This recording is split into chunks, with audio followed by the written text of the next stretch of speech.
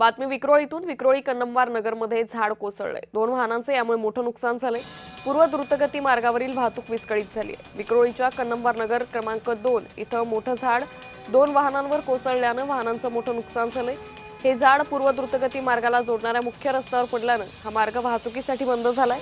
परिसरातील वाहतुकीवर याचा मोठा परिणाम झाल्याची माहिती।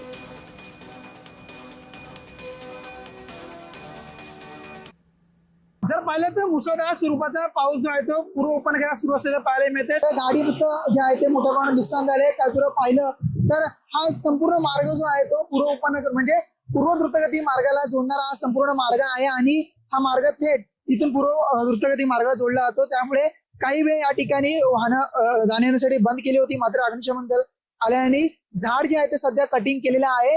जर पाहिलं तर मोठ्या प्रमाणात या ठिकाणी वाहनांची वर्दळ असते, मात्र सध्या जर पाहिलं ते यात 2 गाड्यांचं मोठ्या प्रमाणात सध्या नुकसान झालेलं आहे।